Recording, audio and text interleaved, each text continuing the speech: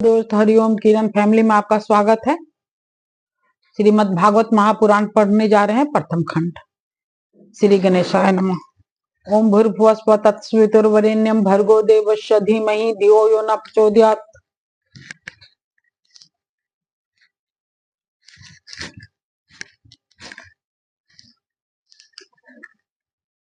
श्री राधा कृष्णाभ्याम नमः। प्रथम खंड श्रीमद् भागवत महापुराण प्रथम खंड। आज पढ़ना है चतुर्थ स्कंद, कल खत्म हो गया था। आज पढ़ना है पंचम स्कंद। श्रीमद् भागवत महापुराण का पंचम स्कंद पढ़ेंगे। ओम नमो भगवते वासुदेवाय। पंचम स्कंद अतः प्रथमो अध्याय प्रियव्रत चरित्र। राजा परीक्षित ने पूछा, मुने महाराज, प्रियव्रत तो बड़े भगवत भक्त और आत्माराम थे। उनकी गृहस्थ आश्रम में कैसे रुचि हुई, जिसमें फंसने के कारण मनुष्य को अपनी स्वरूप की विस्मृति होती है और वह कर्म बंधन में बंध जाता है। विप्रवर, निश्चय ही ऐसे निसंग महापुरुषों का इस प्रकार गृहस्थ आश्रम में अभिनिवेश होना उचित नहीं है। इसमें किसी प्रकार का संदेह नहीं कि जिनका चित्त पुण्य कृति श्री हरि के चरणों की शीतल छाया का आश्रय लेकर शांत हो गया है, उन महापुरुषों की कुटुंब आदि में कभी आसक्ति नहीं हो सकती। ब्राह्मण, मुझे इस बात का बड़ा संदेह है कि महाराज प्रियव्रत ने स्त्री, घर और पुत्र आदि में आसक्त रहकर भी किस प्रकार सिद्धि प्राप्त कर ली और क्यों कर उनकी भगवान श्री कृष्ण में अविचल भक्ति हुई। श्री सुखदेव जी ने कहा, राजन, तुम्हारा कथन बहुत ठीक है। जिनका चित्र पवित्र कीर्ति श्री हरि के परम मधुर चरण कमल मकरंद के रस में सब सराबोर हो गया है, वे किसी विघ्न बाधा के कारण रुकावट आ जाने पर भी भगवत भक्त परमहंसों के प्रिय श्री वासुदेव भगवान के कथा श्रवण रूपी परम कल्याणमय मार्ग को प्राय छोड़ते नहीं। राजन, राजकुमार प्रियव्रत बड़े भगवत भक्त थे। श्री नारद जी के चरणों की सेवा करने से उन्हें सहज में ही परमार्थ तत्व का बोध हो गया था। वे ब्रह्मशस्त्र की दीक्षा निरंतर ब्रह्माभ्यास में जीवन बिताने का नियम लेने वाले ही थे कि उसी समय उनके पिता स्वयंभू मनु ने उन्हें पृथ्वी पालन के लिए शास्त्र में बताए हुए सभी श्रेष्ठ गुणों से पूर्णतया संपन्न राज शासन के लिए आज्ञा दी। किंतु प्रियव्रत अखंड समाधि योग के द्वारा अपनी सारी इंद्रियों और क्रियाओं को भगवान वासुदेव के चरणों में ही समर्पण कर चुके थे। अतः पिता की आज्ञा किसी प्रकार का उल्लंघन करने योग्य न होने पर भी यह सोचकर कि राज्य अधिकार पाकर मेरा आत्म स्वरूप स्त्री, पुत्र आदि असत प्रपंच से आच्छादित हो जाएगा, राज और कुटुंब की चिंता में फंसकर मैं परमात्म तत्व को प्राय भूल जाऊंगा, उन्होंने उसे स्वीकार नहीं किया। आदिदेव स्वयंभू भगवान ब्रह्मा जी को निरंतर इस गुण में प्रपंच की बुद्धि का ही विचार रहता है। वे सारे संसार के जीवों का अभिप्राय जानते रहते हैं।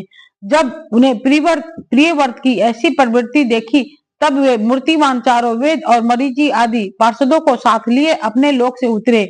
आकाश में जहां तहां विमानों पर चढ़े हुए इंद्र आदि प्रधान देवताओं ने उनका पूजन किया तथा मार्ग में टोलियां बांधकर आए हुए सिद्ध, गंधर्व, साध्य, चारण और मुनिजन ने स्तवन किया।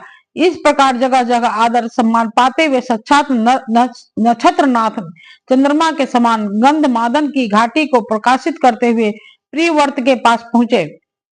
प्रियव्रत को आत्म विद्या का उपदेश देने के लिए वहां नारद जी भी आए हुए थे। ब्रह्मा जी के वहां पहुंचने पर उनके वाहन हंस को देखकर देव ऋषि नारद जान गए कि हमारे पिता भगवान ब्रह्मा जी पधारे हैं। अतः वे स्वयंभू मनु और प्रियव्रत के सहित तुरंत खड़े हो गए और सबने हाथ जोड़कर उनको प्रणाम किया। परीक्षित नारद जी ने उनके अनेक प्रकार की पूजा की और मधुर वचनों में उनके गुण और अवतार की उत्कृष्टता का वर्णन किया। तब आदि पुरुष भगवान ब्रह्मा जी ने प्रियव्रत की और मंद मुस्कान युक्त विद्या दृष्टि से देखते हुए इस प्रकार कहा।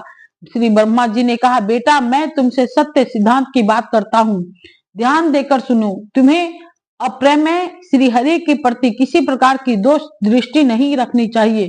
तुम्ही क्या, हम महादेव जी की तुम्हारे पिता स्वयंभू मनु और तुम्हारे गुरु ये महर्षि नारद भी विवश होकर उन्हीं की आज्ञा का पालन करते हैं।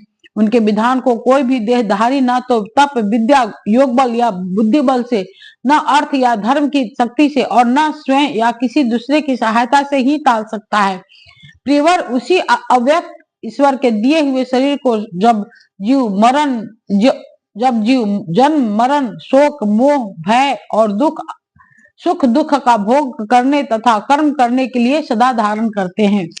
वत्स, जिस प्रकार रस्सी से नथा हुआ पशु मनुष्य का बोझ ढोता है, उसी प्रकार परमात्मा की वेद वाणी रूप बड़ी रस्सी से सतवादी गुण सात्विक आदि कर्म और उनके ब्राह्मण आदि वाक्यों की मजबूत डोरी से जकड़े हुए हम सब लोग उन्हीं के इच्छा अनुसार कर्म में लगे रहते हैं और उसके द्वारा उनकी पूजा करते हैं। हमारा गुण और कर्मों के अनुसार प्रभु ने हमें जिस योनि में डाल दिया है, उसी को स्वीकार करके वैसे ही व्यवस्था करते हैं। उसी के अनुसार हम सुख या दुख भोगते रहते हैं। हमें उनकी इच्छा का उसी प्रकार अनुसरण करना पड़ता है जैसे किसी अंधे को आंख वाले पुरुष का। मुक्त पुरुष भी प्रारब्ध का भोग करता हुआ भगवान की इच्छा के अनुसार अपने शरीर को धारण करता ही है। ठीक वैसे ही जैसे मनुष्य की निद्रा टूट जाने पर भी स्वप्न में अनुभव किए हुए पदार्थों का स्मरण होता है, इस अवस्था में भी उसको अभिमान नहीं होता और विषय वासना के जिन संस्कारों के कारण दूसरा जन्म होता है वह उसे स्वीकार नहीं करता।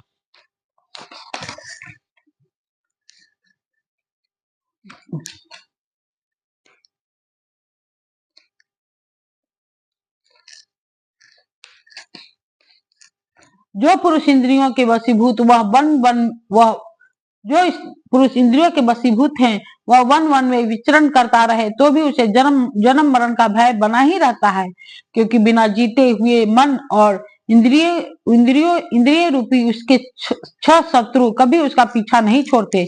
जो बुद्धिमान पुरुष इंद्रियों को जीतकर अपनी आत्मा में ही रमन करता है, उसका गृहस्थ आश्रम भी क्या बिगाड़ सकता है। जिसे इन छह शत्रुओं को जीतने की इच्छा हो, वह पहले घर में रहकर ही उनका अत्यंत निरोध करते हुए उन्हें वश में करने का प्रयत्न करे। किले में सुरक्षित रहकर लड़ने वाला राजा अपने प्रबल शत्रुओं को भी जीत लेता है। फिर जब इन शत्रुओं का बल अत्यंत क्षीण हो जाए, तब विद्वान पुरुष इच्छा अनुसार विचार कर सकता है। तुम यद्यपि श्री कमल नाभ भगवान के चरण कमल की कली रूप केले के आश्रित रहकर इन छह शत्रुओं को जीत चुके हो, तो भी पहले उन पुराण पुरुष के दिए हुए भोगों को भोगो। इसके बाद निसंग होकर अपने आत्म स्वरूप में स्थित हो जाना। श्री सुखदेव जी कहते हैं, जब त्रिलोकियों के गुरु श्री ब्रह्मा जी ने इस प्रकार कहा तो परम भागवत प्रियव्रत ने छोटे होने के कारण नम्रता से सिर झुका लिया और जो आज्ञा ऐसा कहकर बड़े आदर पूर्वक उनका आदेश शिरोधार्य किया। तब स्वयंभू मनु ने प्रसन्न होकर भगवान ब्रह्मा जी की विधिवत पूजा की। इसके पश्चात वे मन और वाणी के अव्यय अपने आश्रय तथा सर्व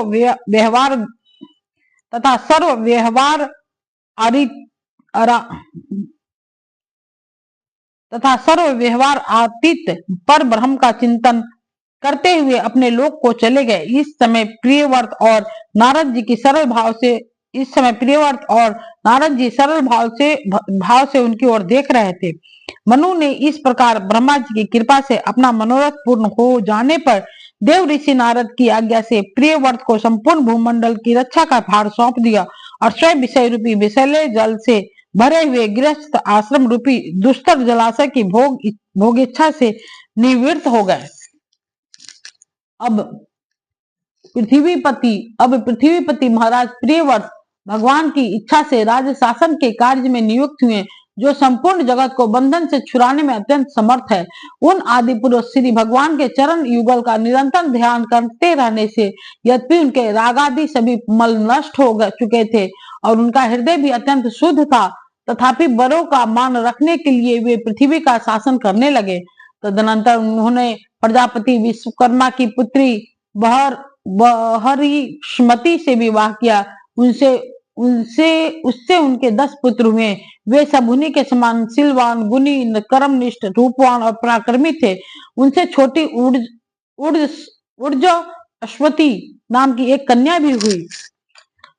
पुत्रों के नाम अग्निध्र, इदमजिह्, यज्ञबाहु, महावीर, हिरण्यारेता, घृतपृष्ठ, श्रवण, मेधातिथि, वितिहोत्र और कवि थे। ये सब नाम अग्नि के भी हैं।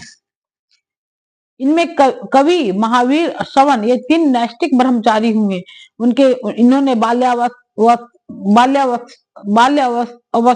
अवस्था से आत्मविद्या का अभ्यास करते हुए अंत में संन्यास आश्रम ही स्वीकार किया। इन निवृत्ति परायण महर्षियों ने संन्यास आश्रम में ही रहते हुए समस्त जीवों के अधिष्ठान और भव बंधन से डरे हुए लोगों को आश्रय देने वाले भगवान वासुदेव के परम सुंदर चरणार बिंदों का निरंतर चिंतन किया। उससे प्राप्त हुए अखंड एवं श्रेष्ठ भक्ति योग से उनका अंतःकरण सर्वथा शुद्ध हो गया और उनसे श्री भगवान का आविर्भाव हुआ। तब देहादि उपाधि की निवृत्ति हो जाने से उनकी आत्मा की संपूर्ण जीवों के आत्मभूत प्रत्यज्ञ आत्मा में एक ही भाव से स्थित हो गई। महाराज प्रियव्रत की दूसरी भार्या से उत्तम, तामस और रैवत ये 3 पुत्र उत्पन्न हुए जो अपने नाम वाले मनवंतर के अधिपति हुए।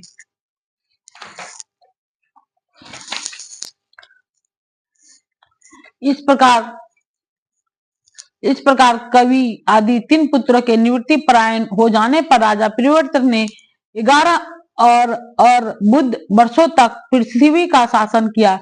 जिस समय वे अपनी अखंड पुरुषार्थमयी और वीर्यशालिनी भुजाओं से धनुष की डोरी खींचकर टंकार करते थे, उस समय डर के मारे सभी भ्रम दो ही न जाने कहां छिप जाते थे। प्राण प्रिया बरहिष्मती के दिन बढ़ने वाले अमोद प्रमोद और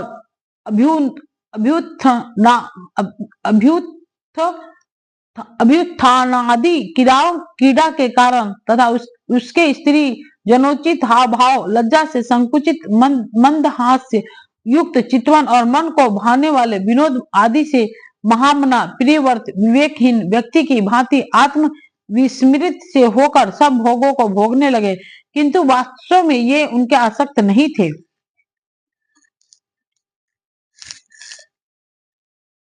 एक बार उन्होंने जब यह देखा कि भगवान सूर्य सुमेरु की परिक्रमा करते हुए लोक पर्यंत पृथ्वी के जितने भाग को आलोकित करते हैं उनमें से आधा ही प्रकाश में रहता है और आधे में अंधकार छाया रहता है, तो उन्होंने इसे पसंद नहीं किया। तब उन्होंने यह संकल्प लेकर कि मैं रात को भी दिन बना दूंगा, सूर्य के समान ही वेगवान एक ज्योतिर्मय रथ पर चढ़कर द्वितीय सूर्य की ही भांति उनके पीछे पीछे पृथ्वी की 7 परिक्रमा कर डाली। भगवान की उपासना से इनका अलौकिक प्रभाव बहुत बढ़ गया था। उस समय इनके रथ के पहियों से जो लिके बनी वे ही 7 समुद्र हुए। उनसे पृथ्वी में 7 द्वीप हो गए। उनके नाम क्रमशः जम्बू, प्लच, सालमली, कुश, क्रॉच, साक और पुष्कर द्वीप हैं। इनमें से पहले की अपेक्षा आगे के द्वीप का परिमाण दूना है और ये समुद्र के बाहरी भाग के पृथ्वी के चारों ओर फैले हुए हैं। 7 समुद्र क्रमशः खारे जल, ईख के रस, मदिरा, घी, दूध, मट्ठे और मीठे जल से भरे हुए हैं। ये सातों द्वीपों की खाइयों के समान है और परिणाम में अपने भीतर वाले द्वीप के बराबर हैं और परिमाण में अपने भीतर वाले द्वीप के बराबर है। इनमें से एक क्रमशः अलग अलग 7 द्वीपों को बाहर से घेर कर स्थित है। बहिर्मती पति महाराज प्रियव्रत ने अपने अनुगत पुत्र अग्निघ्र, इदमजिह्, यज्ञबाहु, हिरण्यारेता, घृतपृष्ठ, मेधातिथि और वितिहोत्र में से क्रमशः एक को उक्त जम्बू आदि द्वीपों में से एक का राजा बनाया। उन्होंने अपनी कन्या उर्ज अश्वती का विवाह शुक्राचार्य जी से किया। उसी से शुक्र कन्या देवयानी का जन्म हुआ।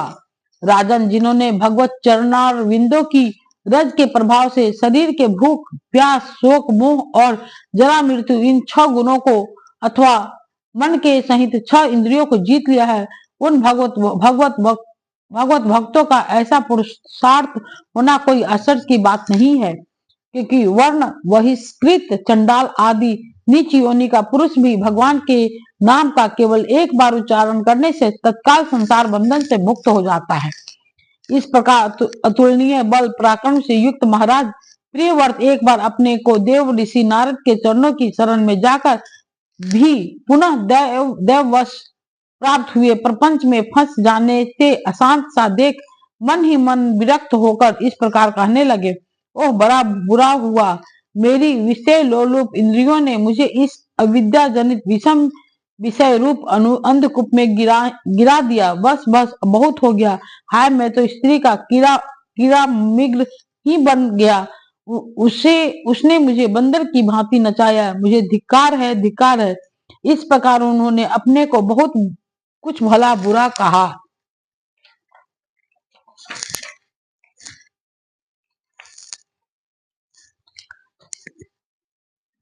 परमा अध्याय श्री हरि की कृपा से उनकी विवेक वृत्ति जागृत हो गई। उन्होंने यह सारी पृथ्वी यथा योग अपने अनुगत पुत्रों को बांट दी और जिसके साथ उन्होंने तरह तरह के भोग भोगे थे, उस अपनी राजरानी को साम्राज्य लक्ष्मी के सहित मृत देह के समान छोड़ दिया। तब हृदय में वैराग धारण कर भगवान की लीलाओं का चिंतन करते हुए उसके प्रभाव से श्री नारद जी के बतलाए हुए मार्ग का पुनः अनुसरण करने लगे। महाराज प्रियव्रत के विषय में निम्नलिखित लोक सिद्धि में लोक उक्ति प्रसिद्ध है। राजा प्रियव्रत ने जो कर्म किए उन्हें सर्वशक्तिमान ईश्वर के सिवा और कौन कर सकता है। उन्होंने रात्रि के अंधकार को मिटाने का प्रयत्न करते हुए अपने रथ के पहियों से बनी हुई लकीकों से ही 7 समुद्र बना दिए, प्राणियों की सुविधा के लिए, जिससे उनमें परस्पर झगड़ा न हो। द्वीपों के द्वारा पृथ्वी के विभाग किए, प्रत्येक द्वीप में अलग अलग नदी, पर्वत और वन आदि से उनकी सीमा निश्चित कर दी। वे भगवत भक्त नारद आदि के प्रेमी भक्त थे। उन्होंने पाताल लोक के, देवलोक के, मृत लोक के तथा कर्म और योग की शक्ति से प्राप्त हुए स्वर्ग को भी नरक तुल्य समझा था। इति श्रीमद् भागवते महापुराणे परमहंस्याम संहितायां पंचम स्कंदे प्रियव्रते विजय प्रथमो अध्याय। अब द्वितीय अध्याय पढ़ते हैं।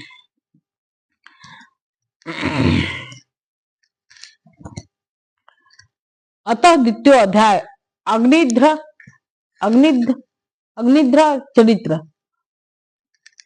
श्री सुखदेव जी कहते हैं, पिता प्रियव्रत के इस प्रकार तपस्या में संलग्न हो जाने पर राजा अग्निध्र उनकी आज्ञा का अनुसरण करते हुए जम्बूद्वीप की प्रजा का धर्मानुसार पुत्रवत पालन करने लगे। एक बार वे पितृलोक की कामना से सब पुत्र प्राप्ति के लिए पूजा की सब सामग्री जुटाकर सुर सुंदरियों के क्रीड़ा स्थल मंदराचल की एक घाटी में गए और तपस्या में तत्पर होकर एकाग्र चित्त से प्रजापतियों के पति श्री ब्रह्मा जी की आराधना करने लगे।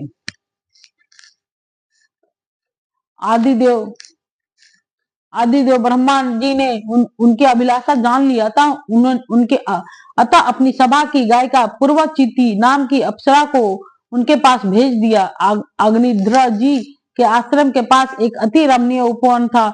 वह अप्सरा उसी में विचरने लगी। उस उपवन में तरह तरह के सघन तरुवरों की शाखाओं पर स्वर्ण लताएं फैली हुई थी। उन पर बैठे हुए मयूर आदि कई प्रकार के स्थलचारी पक्षियों के जोड़े सुमधुर बोली बोल रहे थे। उनकी षड्जादी स्वर युक्त ध्वनि सुनकर सचेत हुए जल कुट कारंडव एवं कलहंस आदि जल पक्षी भांति भांति से कुंजने लगते थे। इससे वहां की कमल वन से सुशोभित निर्मल सरोवर गुंजने लगते थे। पूर्वचिति की विलास पूर्व सुललित गतिविधि और पाद विन्यास की शैली से पद पद पर उसके चरण नुपुरों की झनकार हो उठती थी। उसकी मनोहर ध्वनि सुनकर राजकुमार अग्निध्र ने समाधि योग द्वारा मुंदे हुए अपने कमल कली के समान सुंदर नेत्रों को कुछ कुछ खोलकर देखा तो पास ही उन्हें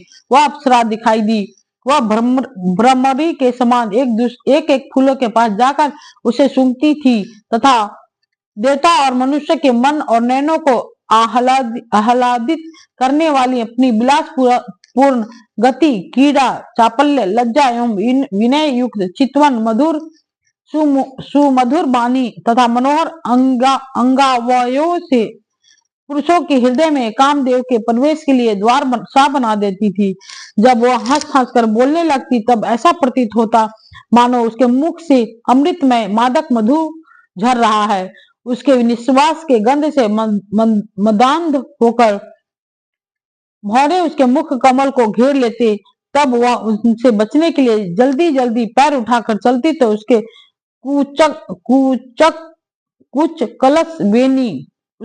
कलश बेनी और करधनी हिलने से बड़े ही सुहावने लगते।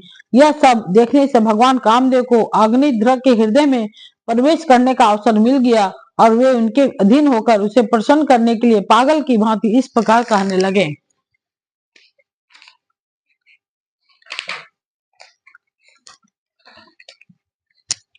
मुनिवर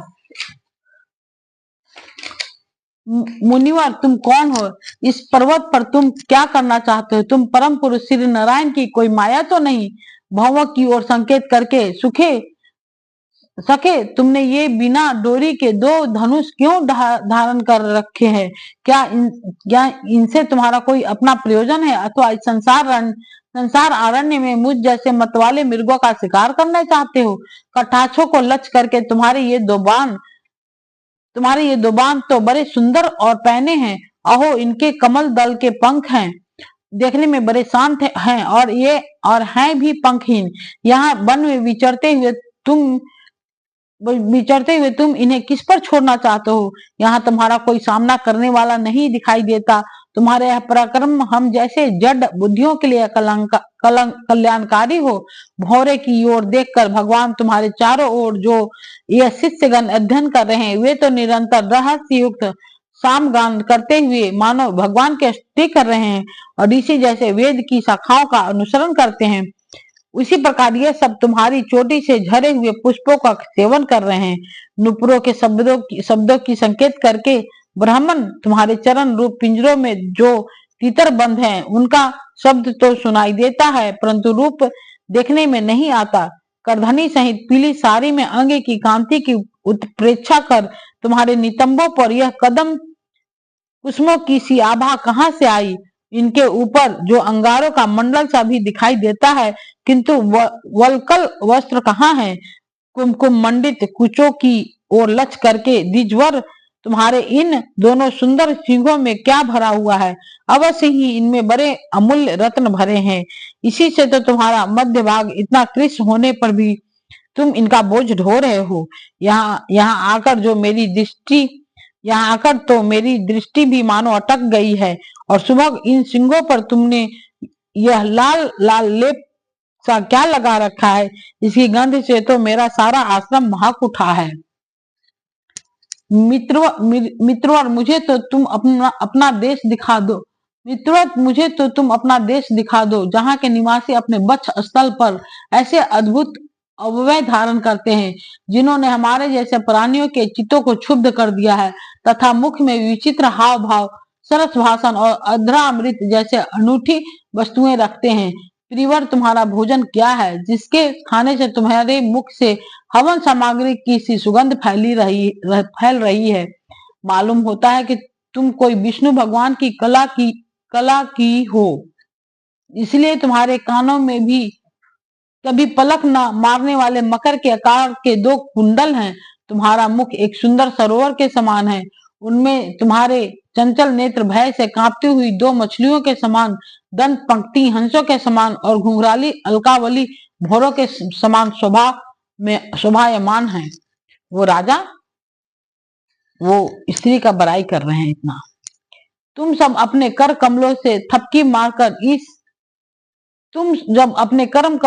कर कमलों की थपकी मारकर इस गेंद को उछालते हो तब यह दिशा विदिशा में आती हुई मेरे नेत्रों को भी चंचल कर देती है। साथ साथ मेरे मन में भी खलबली पैदा कर देती है। तुम्हारा बांका जटाजुट खुल गया है, तुम इसे संभालते नहीं। अरे यह धूर्त वायु कैसा दुष्ट है जो बार बार तुम्हारे नीवी वस्त्र को उड़ा देता है। तपोधन तपस्वियों के तप को भ्रष्ट करने वाला यह अनूप रूप तुमने किस तप के प्रभाव से पाया है। मित्रों, आओ कुछ दिन मेरे साथ रहकर तपस्या करो, अथवा कहीं विश्व विस्तार की इच्छा से ब्रह्मा जी ने ही तो मुझ पर कृपा नहीं की है, ब्रह्मा जी ही तो भेजे थे। सचमुच तुम ब्रह्मा जी की ही प्यारी देन हो। अब मैं तुम्हें छोड़ नहीं सकता। तुमसे तो मेरे मन और नयन ऐसे उलझ गए हैं कि नेत्र जाना भी नहीं चाहते। सुंदर सिंहों वाली तुम्हारा जहां मन हो मुझे भी वहीं ले चलो। मैं तुम्हारा अनुचर हूँ और ये तुम्हारी मंगलमयी सखियां भी हमारे ही साथ रहें।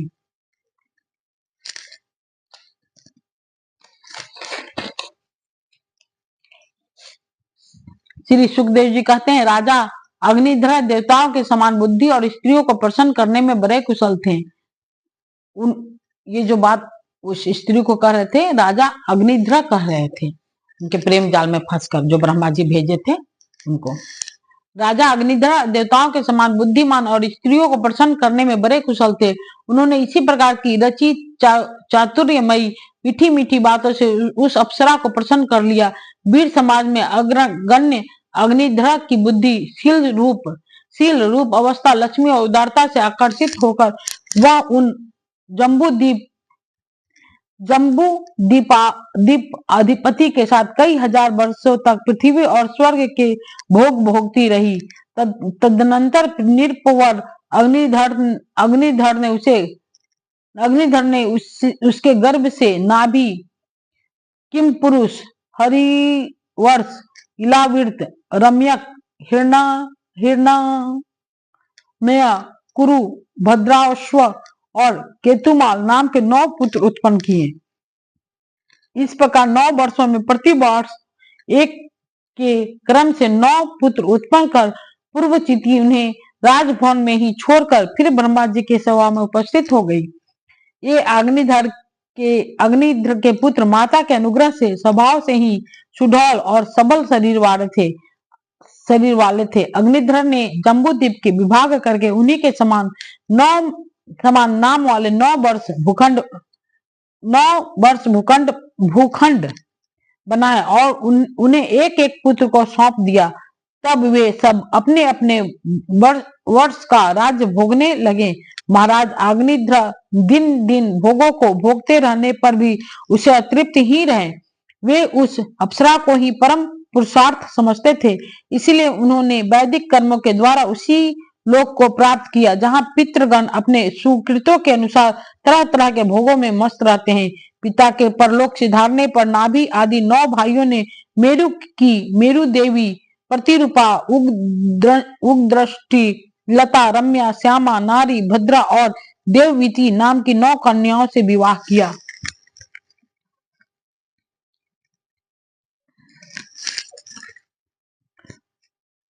इति श्रीमद्भागवते महापुराणे परमहंस्यां संहितायां पंचम स्कंदे अग्निध्र वर्णम नामक 2य अध्याय। कल पढ़ेंगे 3य अध्याय राजा नाभि का चरित्र।